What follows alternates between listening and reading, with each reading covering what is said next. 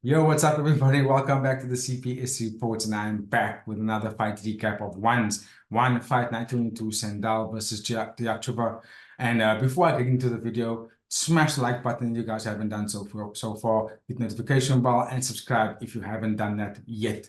I am going to be bringing up some more content this week, especially UFC and the football. You know, the recaps are coming out every Monday, so stay tuned for that for the duration of today. Now, without further ado, let me get into my recap of the one championship that took place over the weekend. It was fantastic fight cards, and I'm gonna start with the one that took place right on top, the main event: Smila Sundell versus Natalia Diachkova, or Diachkova, however you want to say it.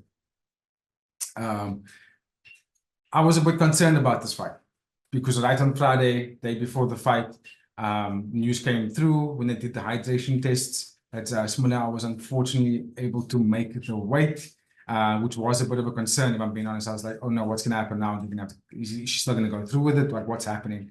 And it turned out that the reason for Smila not making the weight wasn't necessarily a struggle in training camp or battle to get nutrition out. It was literally because she's growing up. That's simple. The girl's 19 years old.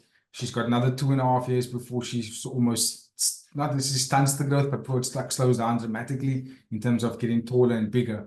You know, the old saying goes that you stop growing when you're 21. So Smila getting taller, getting bigger, getting fuller. She was dramatically a lot bigger than what she was in the previous fight prior to this one. So she took the fight nonetheless. She was unable to get the title, which is interesting because now it makes the title remain vacant. Just because she wasn't able to win the title in this fight. So I know in the preview I was saying there was going to be Smila's biggest test. Natalia is a freak, man. She can box, and she boxes really well.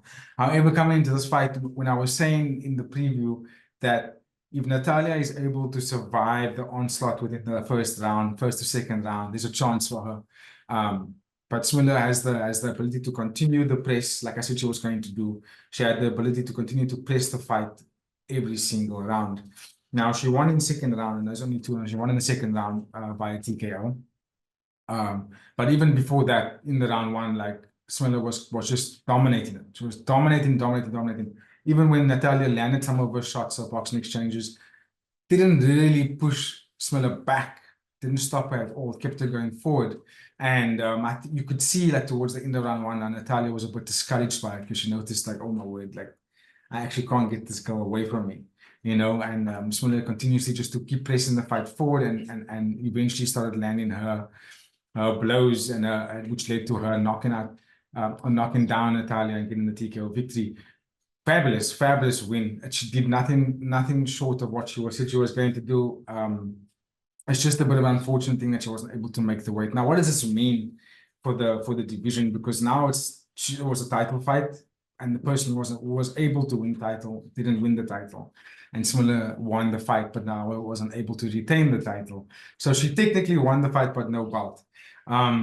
What does it mean for the division? Does that mean that Smila stays in this division because now it's evident that she's unable to make the weight? Does she stay in strawweight, or does she go up to bantamweight? What happens next? Because she clearly can't cut down. Natalia unfortunately lost the fight. Does that mean that she get to challenge the next fighter for that title? Does she automatically get the title shot for the vacant title if Smila decides, which I think she should, to go upper weight?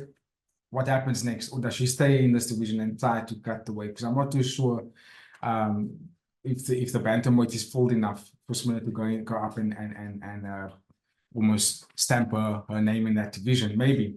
I think that should be the best thing for her going forward. I think she needs to go up a division, and because then the weight cut will be a little bit easier for her, and she will definitely make the weight. Then she can go back on another title run, maybe get a bantamweight title and then defend that one.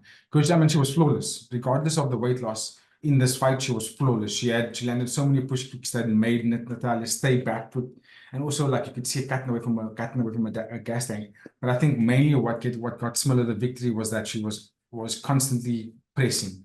She had a wave after wave, attack after attack, and I think that pretty much put Natalia in the back foot, where she was like, listen, I don't know how to get out of this. It's very difficult for me to push her back because Smila was actually a lot bigger, which surprised me. I thought Natalia would actually match her in size, but Smila was a lot bigger. So it was like almost like a mismatch. But That's not something I'm saying in terms of discouraging Natalia and saying, listen, she was nowhere to be found in the fight.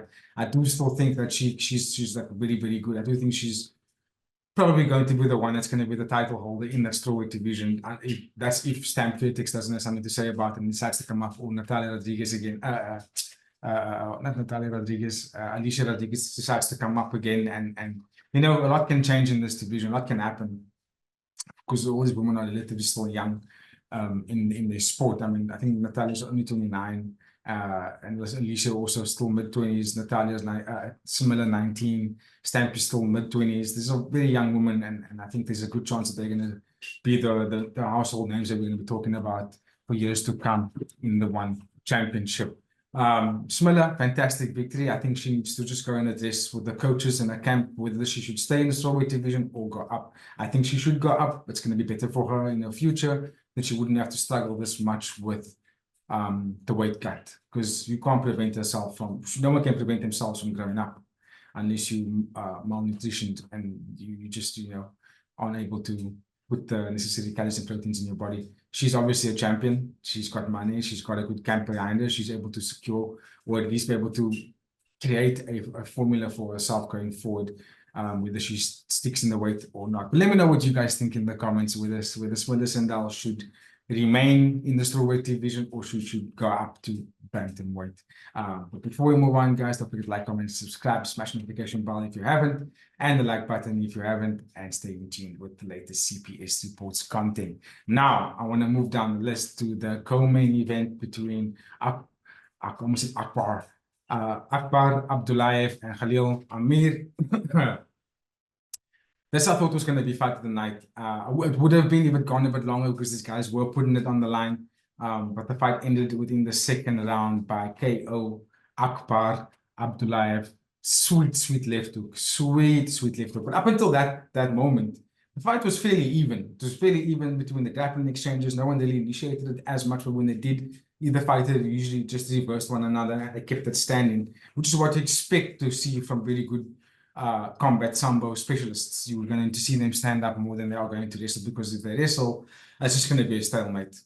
That's usually what happens when you see two high-level wrestlers or high-level combat sambo guys, but they do tend to wrestle with each other. It ends up being a stalemate, and then one of those snooze fest kind of fights, which is a bit unfortunate because it requires a lot to wrestle at that pedigree. But for that's pretty much what happened in this fight. The guys catch each other out in the wrestling exchanges, and then they end up just getting down to the boxing and kickboxing exchanges. And for that, Akbar was a little bit more, how do I say, he was leading the dance there. He was a bit more ahead on those exchanges, which ultimately led him to a very sweet left hook combination. I remember he was in the corner, and then he came out of the corner, forced our heels back to the ropes, and then landed a left hook to the body, came up, left hook to the head, and that body shot is what made Khalil go down and then move up like that, and then you just took the left hook straight, folded the guy, dropped him instantly, and just one of those highlighted little knockouts. I did call it coming into that fight. I thought that Akbar was a little bit of a better striker. He looked a bit more ruthless than Khalil, a bit more killer instinct, if you will, and proved its point in this fight. Akbar came in there and just did his thing really well. What does that mean for him in the featherweight MMA? It's a bit of on a how do I say, not a back burner, or put it on the back burner for now. I think that the one championship hasn't necessarily been paying a lot of attention to the featherweight MMA scene, or as of late. If you look at the amount of cards that has come out last year, early this year, has predominantly been MMA, has predominantly been Muay Thai, kickboxing, and strictly grappling. The MMA scene of the MMA guys that has fought over the last few times. I mean, you've got what's his name, Anatoly, that has fought MMA. Who else? There hasn't necessarily been that much. Mighty Mouse with Adrian Moraes, they fought last year. It was the year before. So it's just showing you that the MMA scene hasn't necessarily been like the main attraction right now. But I'm sure these guys are gonna set it up. I mean, I would love to see Akbar fight for a title. He's really good. He's really good. But let's see what the UFC, what the one championship does for that division and those guys over there. I want to move it down the list to the Muay Thai discipline, and we got soon somewhat Klinmee that took on Dmitry Menishkov. And I thought this was also going to be a fantastic fight. I thought that if Sun Samit has 1 year, he sets himself up for a title contention, maybe on the lightweight Muay Thai. Potentially, you know, he was on the running going up that way, couldn't 2-5 win streak. But then he came up against a Russian tank in Dimitri. And for the majority of that round 1, round 2, I would say that Sun Samit was controlling the pace. He was doing his thing, you know, landing extreme leg kicks, good uppercuts, good left hooks, a lot of good left hooks. But it wasn't necessarily putting Dimitri away. He wasn't getting knocked down or even shook. He didn't even go back in his steps. He kept them moving forward. And I think towards the end of round 2, I noticed that Sun Samit was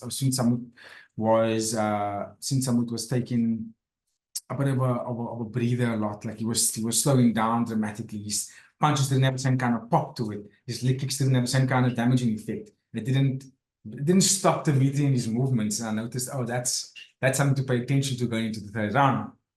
Going into the third round, it's almost like Sun Samit didn't have any stamina left. He couldn't keep up with the pace that Dimitri was putting on him. Because then it got to the point where Dimitri was just pushing the leg kicks down. I remember he threw a left hook that kind of shook Sun Samit, and then from that left hook, Dimitri came in with a couple of body shots and then threw a lot of knees, especially the classic Thai clinch, and they just knee. I remember there was one knee that he threw when he had Sun Samit back on the ropes, and he threw one knee, caught him flush on the head like that, and you could just see there was like a split, not even a split, there was like 2 seconds where Dimitri stopped punching and just like looked at Sun Samit like that and thought, oh, you're not moving anymore. Because Sun Samit, once he took that knee, he just dropped his hands and went like limp. And I think that's when the referee stepped in to sort of call the fight finished. Fantastic fight, fantastic fight nonetheless. Like I thought Sun Samit was going to win, but he didn't. Dimitri stuck it in there and he became the powerhouse I thought he was going to, he was the powerhouse I thought he was going to do. He was able to withstand all the strikes that came from Sun Samit and land his own strikes. And Dimitri's strikes were a lot more damaging. And ultimately got him the victory, which is a good victory over a very, very good household name in Sun Samit. What does this mean for Dimitri? It means that he gets to now climb the ranks, climb the ranks of the lightweight Muay Thai scene and, put himself in a bit of a hat in the conversation of challenging top 5, challenging top 2. We'll see, maybe he can go for a title. But a fantastic fight. If you guys would like to catch the replays of this fight, you could go to the One Championships website, go to I think it's the watch page, and you are able to then watch the replays of the events that took place over the weekend. If it's not up today, it will definitely be up within the week so that you can catch a lot of these, and not just the replays, you can catch like the full event on the One Championship website for free. Phenomenal stuff. But let's move it down the list. Now, this next fight, I didn't necessarily preview in the preview episode. I almost felt like it was whenever I see catchweight fights, I almost feel like it's fights that are not necessarily money fights, but it's just to almost promote someone, just to almost like fill up the card, because Maurice, Abdevi and Lipeng are kind of like, not necessarily old guys, but they've been around the block, and they've had their chance at title contentions. They've done it before. So I didn't really pay attention too much to the fight, but I watched it nonetheless, and it was a good fight. Back and forth.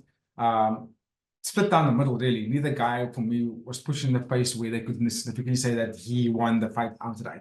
So it's very much back and forth with wrestling exchanges. The guys, lots of the times they were reversing each other. When they did stand up, you would have argued that Maurice was a bit better on the stand-up exchanges, but it's difficult. I think both guys did enough to stand up and say that they won it. But so it kind of makes it a bit of, like, who do you give it to? Nonetheless, fantastic fight, well-deserved win for Maurice. I think in the end, again, both guys did enough to say that either one could have won. So whoever took the win was fair game, well-deserved. And Maurice got it.